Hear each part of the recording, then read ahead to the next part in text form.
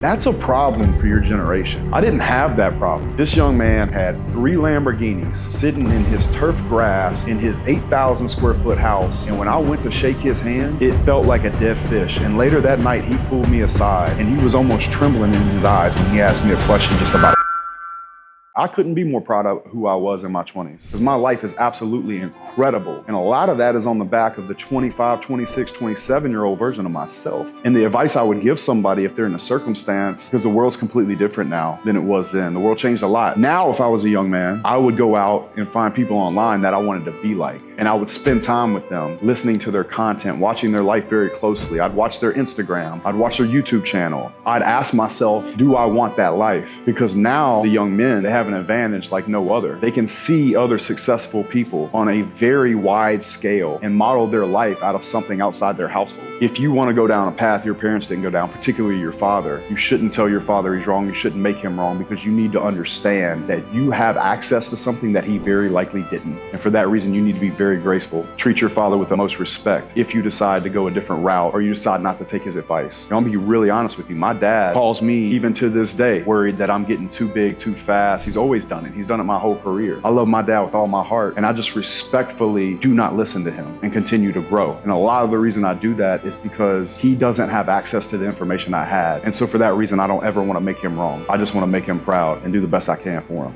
I think with the access of social media, there is a little bit of an issue with the role models because I guess we have access to so many different people with so many different ideas. It's almost difficult to find out which one is actually going to improve your life. How would you navigate around that? Yeah, it's tricky. I think what's so bad about what's going on today is that you can rent a Lambo and trick a young man into believing that you have the golden ticket for him to change his life. If I was a young man, or the advice I would give to a young man is to look very, very closely at this individual's history. Did they have a real business in the real world? Did they make money before they were online? Or did they watch a course and regurgitate it and push Facebook ads and get rich off of being a course creator, which is very hard to decipher these days. Let's say it's a real estate guy, for example. If you're looking into getting into real estate and you see like an infomercial on a social media platform, if you can't look back and find that the guy had been doing that business previously, truly doing that business, boots on the ground, struggling through that business, taking the time to grow that business, if you can't find that in some way, then you're very likely getting sold a watered down version of another course. And some guy probably rented a Lambo, and the guy probably doesn't have the experience of a gentleman like a Ken McElroy, let's say, who's been doing real estate for 30 years. It's easy to say, I want to start a business, I want to be self-employed, yada, yada, yada. But then as soon as you start, you have that fear, that doubt, because nothing is really guaranteed at the end of the day when it comes to business. So can you take us back to those early days, how you felt in the moment? Like, was it always just confidence and almost delusion that you were going to be successful? I'll take persistence over talent all day. If we were building a video game character for who I'm going to be, raw talent and not quitting were sitting hand in hand, I would pick not quitting all day because raw talent does not save you from getting punched in the face in business. It will help you, it will amplify you, but it will allow you to quit without persistence. Persistence is a thing that is going to get you through all the storms. It's the thing that's going to bring you back again, where you get up again and again and again and again, and then you start to see the patterns in a business and you can start to dodge those punches because you've already been hit by them. But you can't dodge those punches moving forward if you never get off the canvas. Even a talented man can take a hit. Persistence, you can't stop. And so you can acquire the skill set you need to win. And that's what's ultimately going to make you competent, because talent is not competency. Experience and knowing what you're doing makes you competent. And that's what makes you win in the end. It's never going to be raw talent. Even if you have the most raw talent in the world, it's not going to do it. Do you think it's important in the early stages when you're just starting off to have like-minded people, or should you focus more on building yourself up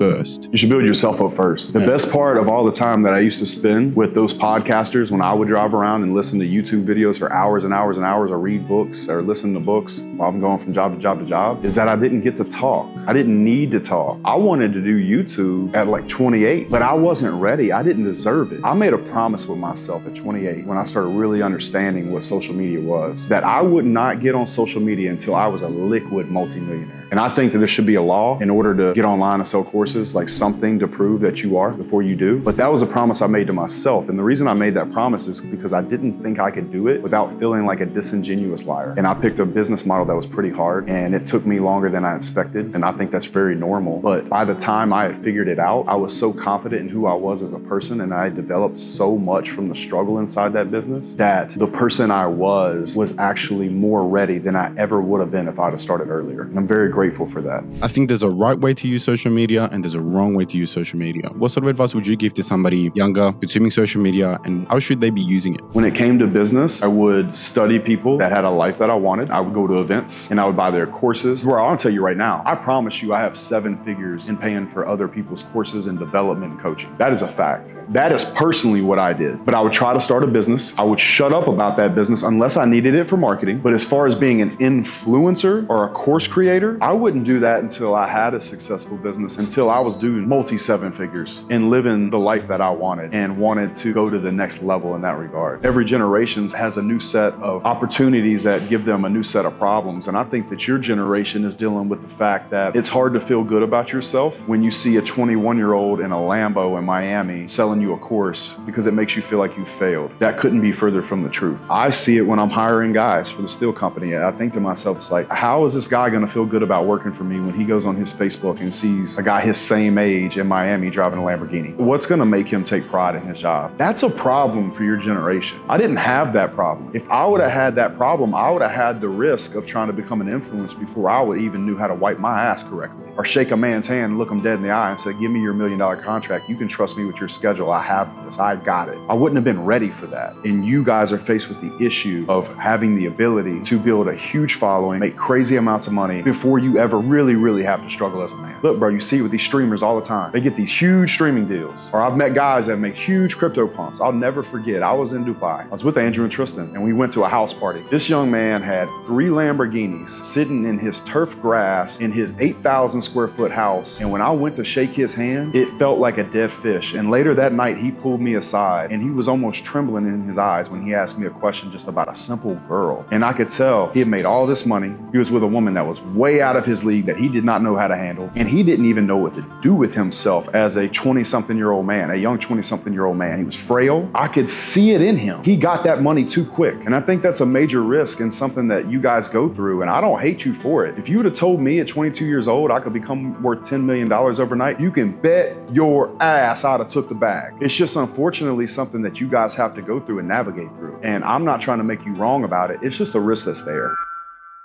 Let me tell you this, what I'm about to say is very important and needs to be heard and needs to really be taken in by any young man watching this podcast, is that you need to forgive yourself or remove any negative feelings you have about not being a millionaire in your 20s. That, to me, even though it randomly happens sometimes, from my experience, that's not number one, as real as you think it is. I think a lot of it is LARPing. And then number two, it's not a realistic expectation. Can you do it if you work really hard and you get in the right business model? Yes, I think you can. But to hate yourself or to be upset with yourself or to feel like you have failed as a man when you are still developing as one is not a good way to look at it. It's not a healthy way to look at it. And to be quite honest with you, it's not even true. What you should be focusing on is the efforts that you're putting into yourself to become that person that you could become in your 30s. I do think that you should be a millionaire by 40. That's very obtainable for the average guy, especially in 2024. But to think that you should be a millionaire at 22 is horseshit. You're not failing. You're seeing a hyped up expectation of what people on social media would want you to believe. A lot of times those young men that are acting like they're so rich, they're not. And they're just trying to trick you into either buying their course or they're trying to trick a bunch of young women into thinking they're a big boss so they can get a couple extra girlfriends. You're not failing. If you're working hard and you're developing yourself and you're studying, becoming better every day, you're doing exactly what you need to do. And I can tell you this from personal experience, you will be shocked at just how far ahead you are of the influencers you meet when you finally meet them. Keep your head down, work your ass off. You're not failing. It's okay. You don't need to be rich right now. Just go to work on you and you'll be ready for everything when the time comes and that opportunity comes in front of you. I just want to give young men that permission because there's buckets in life. There are plenty of people that I know that are substantially richer than me. Like they make me look homeless almost. They're so rich. I wouldn't trade places with them. For men, I believe there's buckets. There's a money bucket, there's style, there's swag, swag, there's networking, there's your fitness, which is a huge one. There's intellect and being intelligent and being able to have a conversation and connect with a person. A lot of these buckets fills up. You can see a guy that's in world-class shape, best fitness guy you ever see on the planet. If he's dead broke, doesn't matter. You can see the richest guy that you'll ever meet, owns skyscrapers, billionaire, whatever, but if he's fat and out of shape and uninteresting and not good to be around, like all the things that you have to develop to be a man, then he's just as worthless as the guy that's in shape that's broke. And so you have to understand it takes a long time to develop all of these different attributes and all of these different categories.